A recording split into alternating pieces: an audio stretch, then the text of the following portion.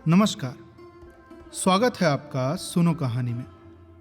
अगला भाग सुनने से पूर्व मेरा आपसे अनुरोध है कि आप पहले के भाग जरूर सुन के आएं, उसके बाद ही अगला भाग सुनें। तो चलिए कहानी में आगे की ओर चलते हैं। भाग 16। ऐसे असाधारण कांड पर गांव में जो कुछ हलचल मचनी चाहिए थी वो मची और महीनों तक मचती रही। झुनिया के दोनों भाई लाठियां लिए गोबर को खोजते फिरते थे। भोला ने कसम खाई कि अब न झुनिया का मुंह देखेंगे और न इस गांव का। होरी से उन्होंने अपनी सगाई की जो बातचीत की थी वो अब टूट गई। अब वो अपने गाय के दाम लेंगे और नकद, और इसमें विलंब हुआ तो होरी पर दावा करके उसका घर द्वार नीलाम करा लेंगे। गांव वालों ने होरी को जाति बाहर कर दिया। कोई उसका हुक्का नहीं पीता, न उसके घर का पानी पीता है। यहां तक कि पानी बंद कर देने की कुछ बातचीत थी, लेकिन धनिया का चंडी रूप सब देख चुके थे, इसलिए किसी के आगे आने की हिम्मत न पड़ी। धनिया ने सबको सुना सुना कर कह दिया कि किसी ने उसे पानी भरने से रोका तो उसका और अपना खून एक कर देगी।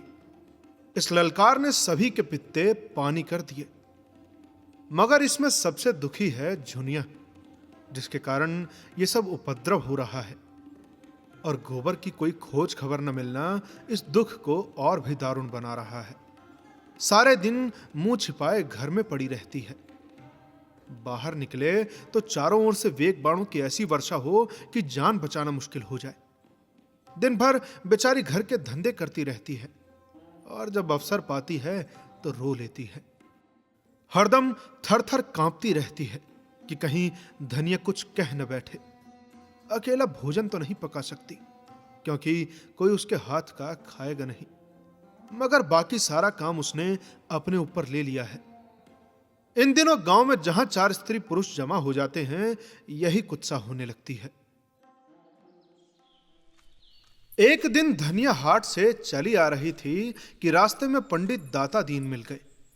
धनिया ने सिर नीचा कर लिया और चाहती थी कि कतरा कर निकल जाए, पर पंडित जी छेड़ने का अवसर पाकर कब चूकने वाले थे। छेड़ ही तो दिया। अरे गोबर का कुछ सर संदेश मिला कि नहीं धनिया? ऐसा कपूत निकला कि घर की सारी मर्दात बिगाड़ दी। धनिया के मन में स्वयं यही भाव आते रहते थे। उदास मन से बोली, जब बुरे दिन आते हैं बाबा तो आदमी की मति फिर जाती है। अब इससे आगे और क्या कहूं? दाता दीन बोले, तुम्हें इस दुष्टा को घर में न रखना चाहिए था। अरे दूध में मक्खी पड़ जाती है तो आदमी उसे निकालकर फेंक देता है और फिर दूध पी जाता है। सोचो कितनी बदनामी और जग हंसाई हो रही है। अरे वो उल्टा घर में न रहती तो कुछ न होता। लड़कों से इस तरह की भूल चूक तो होती रहती है। अरे जब तक बिरादरी को भात न दोगे, बाम्हनों को भोजन न दोगे, कैसे उद्धार होगा? उसे घर में न रखते तो कुछ न होता। अरे होरी तो पागल है ही, मगर तू कैसे धोखा खा गई? दाता दीन का लड़का माता दीन एक चमारिन से फंसा हुआ था। इसे सारा गांव जानता था, पर वो तिलक लगाता था, पोथी पत्रे बांटता था, कथा भागवत कहता था, धर्म संस्कार कराता था। उसकी प्रतिष्ठा में जरा भी कमी न थी। वो नित्य स्नान पूजा करके अपने पापों का प्रायश्चित कर लेता था। धनिया जानती थी झुनिया को आश्रय देने से ही ये सारी विपत्ति आई है। उसे न जाने कैसे दया आ गई। नहीं उसी रात को झुनिया को निकाल देती तो क्यों इतना उपहास होता। लेकिन ये भय भी तो था कि तब उसके लिए नदी या कुआं के सिवा और ठिकाना कहां था। एक प्राण का मूल्य देकर, एक नहीं 2 प्राणों का, वो अपने मर्जाद की रक्षा कैसे करती? और फिर झुनिया के गर्भ में जो बालक है वो धनिया ही के हृदय का तो टुकड़ा है। हंसी के डर से उसके प्राण कैसे ले लेती? और फिर झुनिया की नम्रता और दीनता भी उसे निरशस्त्र करती रहती थी। वो जली भुनी बाहर से आती, पर ज्यों ही झुनिया लोटे का पानी लाकर रख देती और उसके पांव दबाने लगती, उसका क्रोध पानी हो जाता। बेचारी अपनी लज्जा और दुख से आप दबी हुई है। अब उसे और क्या दबाएं? अब मरे को क्या मारे? उसने तीव्र स्वर में कहा, हमको कुल प्रतिष्ठा इतनी प्यारी नहीं है महाराज कि उसके पीछे एक जीवन की हत्या कर डालते। ब्याहता न सही, पर उसकी बांह तो पकड़ी है मेरे बेटे ने ही, किस मुंह से निकाल देती? वही काम बड़े बड़े करते हैं, मुदा उनसे कोई नहीं बोलता, उन्हें कलंक ही नहीं लगता। जब वही काम छोटे आदमी करते हैं तो उनकी मर्यादा बिगड़ जाती है, नाक कट जाती है। अरे बड़े आदमियों को अपनी नाक दूसरों की जान से प्यारी होगी, हमें तो अपनी नाक इतनी प्यारी नहीं। दाता दीन हार मानने वाले जीव न थे, वो इस गांव के नारद थे। यहां की वहां, वहां की यहां, यही उनका व्यवसाय था। वो चोरी तो न करते थे, उसमें जान जोखिम था, पर चोरी के माल में हिस्सा बांटने के समय अवश्य पहुंच जाते थे। कहीं पीठ में धूल न लगने देते थे। जमींदार को आज तक लगान की एक पाई नदी थी, कुड़की आती तो कुएं में गिरने चलते। नोखे राम के किए कुछ न बनता, मगर असामियों को सूद पर रुपए उधार देते थे। किसी स्त्री को आभूषण बनवाना है तो दाता दीन उसकी सेवा के लिए हाजिर है। शादी ब्याह तय करने में उन्हें बड़ा आनंद आता है, यश भी मिलता है और दक्षिणा भी मिलती है। बीमारी में दवा दारू भी करते हैं और झाड़ फूक भी, अब जैसी मरीज की इच्छा हो। और सभा चतुर इतने हैं कि जवानों में जवान बन जाते हैं, बालकों में बालक और बूढ़ों में बूढ़े। चोर के भी मित्र हैं और साह के भी। गांव में किसी को उन पर विश्वास नहीं है, पर उनकी वाणी में कुछ ऐसा आकर्षण है कि लोग बार बार धोखा खाकर भी उन्हीं की शरण जाते हैं। सिर और दाढ़ी हिलाकर बोले, ये तो तू ठीक कहती है धनिया, धर्मात्मा लोगों का यही धर्म है, लेकिन लोक रीति का निवाह तो करना ही पड़ता है। इसी तरह एक दिन लाला पटेश्वरी ने होरी को छेड़ा। वो गांव में पुण्यात्मा मशहूर थे। पूर्णमासी को नित्य सत्यनारायण की कथा सुनते, पर पटवारी होने के नाते खेत बेगार में जुतवाते थे, सिंचाई बेगार में करवाते थे और असामियों को एक दूसरे से लड़ाकर रकमे मारते थे। सारा गांव उनसे कांपता था। गरीबों को 10-10, 5-5 कर्ज देकर उन्होंने कई हजार की संपत्ति बना ली थी। फसल की चीजें असामियों से लेकर कचहरी और पुलिस के अमलों की भेंट करते रहते थे। इससे इलाके भर में उनकी अच्छी धाक थी। अगर कोई उनके हत्थे नहीं चढ़ा तो दरोगा गंडा सिंह थे, जो हाल में इस इलाके में आए थे। परमार्थी भी थे। बुखार के दिनों में सरकारी कुनैन बांटकर यश कमाते थे। कोई बीमार आराम हो तो उसकी कुशल पूछने अवश्य जाते थे। छोटे मोटे झगड़े आपस में ही तय करा देते थे। शादी ब्याह में अपने पाल की, कालीन और महफिल के सामान मंगनी देकर लोगों को उबार कर देते थे। मौका पाकर चूकते न थे, पर जिसका खाते थे उसका काम भी करते थे। अरे तुमने क्या रोक पाल लिया होरी? होरी ने पीछे फिरकर पूछा। क्या कहा लाला? मैंने सुना नहीं। पटेश्वरी पीछे से कदम बढ़ाते हुए बराबर आकर बोले, अरे यही कह रहा था कि धनिया के साथ साथ क्या तुम्हारी बुद्धि भी घास खा गई? अरे झुनिया को क्यों नहीं उसके बाप के घर भेज देते? सेंत मेत में अपने हंसी करा रहे हो, न जाने किसका लड़का लेकर आई और तुमने घर में बैठा लिया। अरे अभी तुम्हारी 2-2 लड़कियां ब्याहने को बैठी हुई हैं। अरे जरा सोचो कैसे बेड़ा पार होगा। होरी इस तरह की आलोचनाएं और शुभकामनाएं सुनते सुनते तंग आ गया था। खिन्न होकर बोला, ये सब मैं समझता हूं लाला, लेकिन तुम ही बताओ मैं क्या करूं? मैं झुनिया को निकाल दूं तो भोला उसे रख लेंगे। अरे अगर वो राजी हों तो आज मैं उनके घर पहुंचा दूं। अगर तुम उन्हें राजी कर दो तो जन्म भर तुम्हारा एहसान मानूं। मगर वहां तो उनके दोनों लड़के खून करने को उतारू हो रहे हैं, फिर मैं उसे कैसे निकाल दूं? एक तो नालायक आदमी मिला कि उसकी बाह पकड़कर दगा दे गया। अब मैं भी निकाल दूंगा तो इस दशा में वो कहीं मेहनत मजदूरी भी तो नहीं कर सकेगी।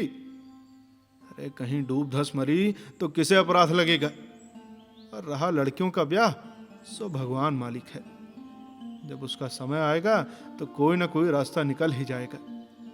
लड़की तो हमारी बिरादरी में आज तक कभी कुंवारी नहीं रही। बिरादरी के डर से हत्यारे का काम नहीं कर सकता। होरी नम्र स्वभाव का आदमी था। सदा सिर झुकाकर चलता और चार बातें गम खा लेता था। हीरा को छोड़कर गांव में उसका कोई अहित न चाहता था, पर समाज इतना बड़ा अनर्थ कैसे सह ले। और उसकी मुटमर्दी तो देखो कि समझाने पर भी नहीं समझता। स्त्री पुरुष दोनों जैसे समाज को चुनौती दे रहे हैं कि देखें कोई उनका क्या कर लेता है, तो समाज भी दिखा देगा कि उसकी मर्यादा तोड़ने वाले सुख की नींद नहीं सो सकते। उसी रात को इस समस्या पर विचार करने के लिए गांव के विधाताओं की बैठक हुई। दाता दीन बोले, अरे मेरी आदत किसी की निंदा करने की नहीं है।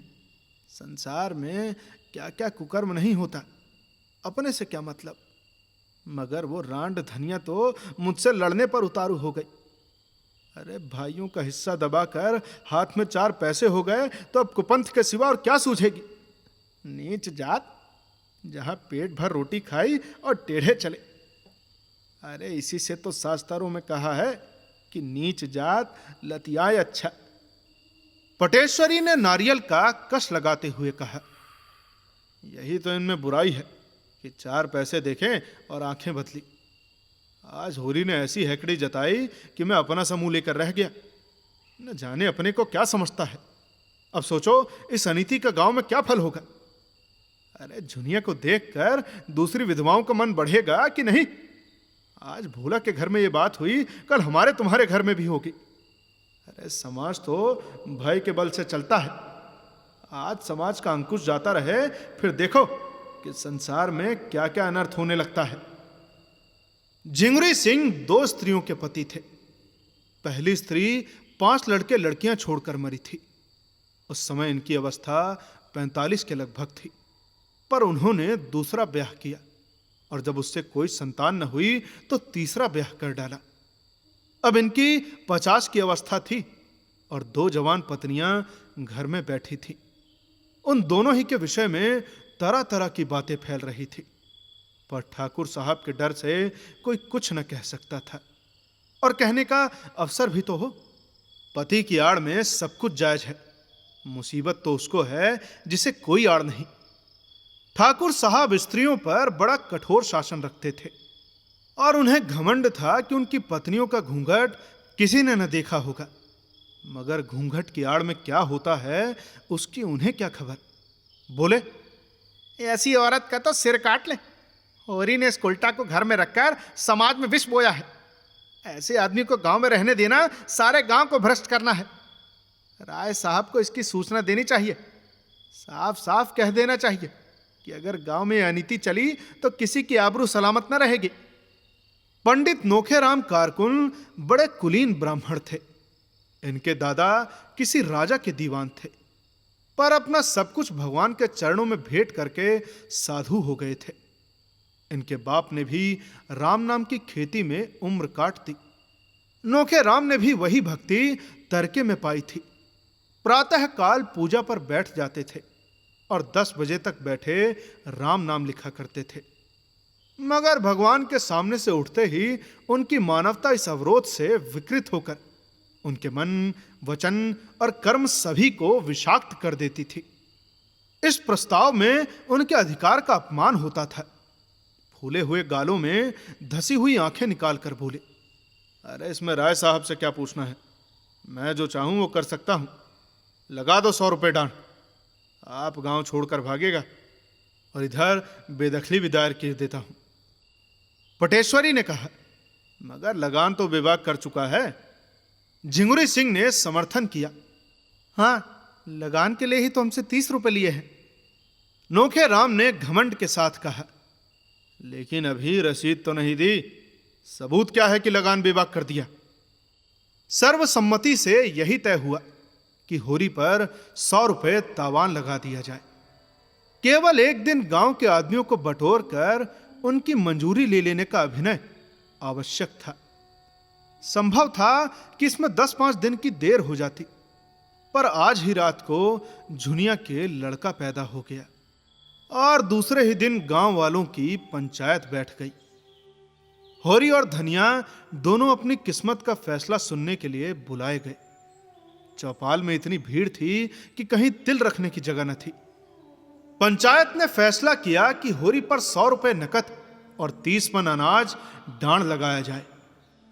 धनिया भरी सभा में रुंधे हुए कंठ से बोली, अरे पंचो, गरीब को सताकर सुख न पाओगे, इतना समझ लेना। हम तो मिट जाएंगे और कौन जाने इस गांव में रहें या न रहें, लेकिन मेरा शराब तुमको भी जरूर लगेगा। अरे मुझसे इतना कड़ा जरीबान इसलिए लिया जा रहा है कि मैंने अपने बहू को क्यों अपने घर में रखा, क्यों उसे घर से निकालकर सड़क की भिखारी नहीं बना दिया। अरे यही न्याय है? पटेश्वरी बोले, अरे वो तेरी बहू नहीं है, हरजाई है। होरी ने धनिया को डांटा, अरे तू क्यों बोलती है धनिया, पंच में परमेश्वर रहते हैं, उनका जो न्याय है वो सिर आंखों पर। अगर भगवान की यही इच्छा है कि हम गांव छोड़कर भाग जाएं तो हमारा क्या बस। पंचो, हमारे पास जो कुछ है वो अभी खलिहान में है, एक दाना भी घर में नहीं आया। जितना चाहे ले लो, सब लेना चाहो तो सब ले लो, हमारा भगवान मालिक है। जितनी कमी पड़े उसमें हमारे दोनों बैल ले लेना। धनिया दांत कटकटाकर बोली, मैं एक दाना न अनाज दूंगी न कौड़ी डाल, जिसमें बूता हो चलकर मुझसे ले। अच्छी दिल लगी है, सोचा होगा डांड के बहाने इसकी सब जायदाद ले लो और नजराना लेकर दूसरे को दे दो, बाग बगीचे बेचकर मजे से तर माल उड़ाओ। अरे धनिया के जीते जी ये नहीं होने का, और तुम्हारी लालसा तुम्हारे मन में ही रहेगी। हमें नहीं रहना है बिरादरी में, बिरादरी में रहकर हमारी मुकुट ना हो जाएगी। अरे अब भी अपने पसीने कमाई खाते हैं और तब भी अपने पसीने कमाई खाएंगे। होरी ने उसके सामने हाथ जोड़कर कहा, अरे धनिया, तेरे पैरों पड़ता हूं, चुप रह। अरे हम सब बिरादरी के चाकर हैं, उसके बाहर नहीं जा सकते।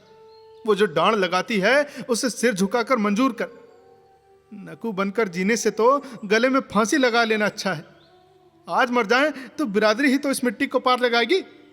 अरे बिरादरी ही तारेगी तो तरेंगे। पंचो, मुझे अपने जवान बेटे का मुंह देखना नसीब ना हो अगर मेरे पास खलिहान के अनाज के सिवा और कोई चीज हो। मैं बिरादरी से दगा ना करूंगा। अगर पंचों को मेरे बाल बच्चों पर दया आए तो उनकी कुछ परवरिश करे, नहीं मुझे तो आपकी आज्ञा पालनी है। धनिया झल्ला कर वहां से चली गई और होरी पहर रात तक खलिहान से अनाज ढो ढोकर झिंगुरी सिंह की चौपाल में ढेर करता रहा। 20 मन जो था, 5 मन गेहूं और इतना ही मटर, थोड़ा सा चना और तिलहन भी था। अकेला आदमी और 2 गृहस्थियों का बोझ। ये जो कुछ हुआ धनिया के पुरुषार्थ से हुआ। जुनिया भीतर का सारा काम कर लेती थी और धनिया अपनी लड़कियों के साथ खेती में जुट गई थी। दोनों ने सोचा था कि गेहूं और तिलहन से लगान की एक किस्त अदा हो जाएगी और हो सके तो थोड़ा थोड़ा सूद भी दे देंगे। जौ खाने के काम आएगा। लंगे तंगे 5-6 महीने कट जाएंगे, तब तक ज्वार, मक्का, सांवा, धान के दिन आ जाएंगे। मगर वो सारी आशा मिट्टी में मिल गई। अनाज तो हाथ से गया ही, मगर 100 रुपए की गठरी और सिर पर लद गई। अब भोजन का कहीं ठिकाना नहीं और गोबर का क्या हाल हुआ भगवान जाने। न हाल न हवाल। अगर दिल इतना कच्चा था तो ऐसा काम ही क्यों किया। मगर होनहार कौन टाल सकता है। बिरादरी का वो आतंक था कि अपने सिर पर लाद कर अनाज ढो रहा था, मानो अपने हाथों से अपने कब्र खोद रहा हो। जमींदार, साहूकार, सरकार, किसका इतना रौब था। कल बाल बच्चे क्या खाएंगे इसकी चिंता प्राणों को सोखे लेती थी। पर बिरादरी का भय पिशाच की भांति सर पर सवार अंकुश दिए जा रहा था। बिरादरी से पृथक जीवन की वो कोई कल्पना ही न कर सकता था। शादी ब्याह, मुंडन छेदन, जन्म मरण सब कुछ बिरादरी के हाथ में है। बिरादरी उसके जीवन में वृक्ष की भांति जड़ जमाए हुए थी और उसके नसें उसके रोम रोम में बिंधी हुई थी। बिरादरी से निकलकर उसका जीवन विश्रृंखल हो जाएगा, तार तार हो जाएगा। जब खलिहान में केवल 1.5-2 मन जौ रह गया तो धनिया ने दौड़कर उसका हाथ पकड़ लिया और बोली, अच्छा अब रहने दो, ढो तो चुके बिरादरी की लाज। बच्चों के लिए भी कुछ छोड़ोगे कि सब बिरादरी के भाड़ में झोंक दोगे? अरे मैं तो तुमसे हार जाती हूं, मेरे भाग्य में तुम ही जैसे बुद्धू का संग लिखा था। होरी ने अपना हाथ छुड़ाकर टोकरी में अनाज भरते हुए कहा, यह ना होगा, पंचों की आंख बचाकर एक दाना भी रख लेना मेरे लिए हराम है। मैं तो ले जाकर सबका सब वहां ढेर कर देता हूं, फिर पंचों के मन में अगर दया उपजेगी तो कुछ मेरे बाल बच्चों के लिए देंगे, नहीं फिर भगवान मालिक है। धनिया तिलमिलाकर बोली, अरे ये पंच नहीं है, राक्षस है, पक्के राक्षस। अरे ये सब हमारी जगह जमीन छीन कर माल मारना चाहते हैं, डांड तो बस बहाना है। अरे समझाती हूं पर तुम्हारी आंखें नहीं खुलती। तुम इन पिचासों से दया की आशा रखते हो, सोचते हो 10-5 मन निकाल कर तुम्हें दे देंगे। अरे मुंह धो रखो। जब होरी न माना और टोकरी सिर पर रखने लगा तो धनिया ने दोनों हाथों से पूरी शक्ति के साथ टोकरी पकड़ ली और बोली, इसे तो मैं न ले जाने दूंगी, चाहे तुम मेरी जान ही ले लो। मर मर कर हमने कमाया, पहर रात रात को सींचा अगोरा, इसलिए कि पंच लोग मूंछों पर ताव देकर भोग लगाएं और हमारे बच्चे दाने दाने को तरसे। तुमने अकेले ही सब कुछ नहीं कर लिया है, मैं भी अपने बच्चियों के साथ सती हुई हूं। सीधे से टोकरी रख दो, नहीं आज सदा के लिए नाता टूट जाएगा, कह देती हूं। होरी सोच में पड़ गया। धनिया के कथन में सत्य था। उसे अपने बाल बच्चों की कमाई छीनकर तवान देने का क्या अधिकार है? वो घर का स्वामी इसलिए है कि सबका पालन करे, इसलिए नहीं कि उनकी कमाई छीनकर बिरादरी की नजर में सुरखई बने। टोकरी उसके हाथ से छूट गई। धीरे से बोला, तू ठीक कहती है धनिया, दूसरों के हिस्से पर मेरा कोई जोर नहीं है। जो कुछ बचा है वो ले जा, मैं जाकर पंचों से कह देता हूं। धनिया अनाज की टोकरी घर में रखकर अपने लड़कियों के साथ पोते के जन्मोत्सव में गला फाड़ फाड़ कर सोहर गा रही थी, जिससे सारा गांव सुन ले। आज ये पहला मौका था कि ऐसे शुभ अवसरों पर बिरादरी की कोई औरत न थी। सौर से झुनिया ने कहला भेजा था, सोहर गाने का काम नहीं है, लेकिन धनिया कब मानने लगी। अगर बिरादरी को उसकी परवाह नहीं है तो वो भी बिरादरी की परवाह नहीं करती। उसी वक्त होरी अपने घर को 80 रुपए पर झिंगुरी सिंह के हाथ गिरव रख रहा था। दान के रुपए का इसके सिवा वो और कोई प्रबंध न कर सका था। 20 रुपए तो तिलहन, गेहूं और मटर से मिल गए। शेष के लिए घर लिखना पड़ गया। नोखे राम तो चाहते थे कि बैल बिकवा लिए जाएं, लेकिन पटेश्वरी और दाता दीन ने इसका विरोध किया। अरे बैल बिक गए तो होरी खेती कैसे करेगा? बिरादरी उसकी जायदाद से रुपए वसूल करे, पर ऐसा तो न करे कि वो गांव छोड़कर भाग जाए। इस तरह बैल बच गए थे।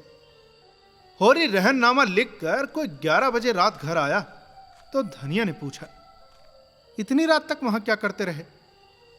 होरी ने जुलाहे का गुस्सा दाढ़ी पर उतारते हुए कहा, करता क्या रहा, इस लौंडे की करनी भरता रहा, और क्या। अभागा, अब तो चिंगारी छोड़कर भागा, आग मुझे बुझानी पड़ रही है। 80 रुपए में घर, रेहन लिखना पड़ा, करता क्या। अब हुक्का खुल गया, बिरादरी ने अपराध क्षमा कर दिया। धनिया ने होंठ चबाकर कहा, अरे न हुक्का खुलता तो हमारा क्या बिगड़ जाता था? 4-5 महीने नहीं किसी का हुक्का पिया तो क्या छोटे हो गए? अरे मैं कहती हूं तुम इतने भोंदू क्यों हो? मेरे सामने तो बड़े बुद्धिमान बनते हो, फिर बाहर तुम्हारा मुंह क्यों बंद हो जाता है?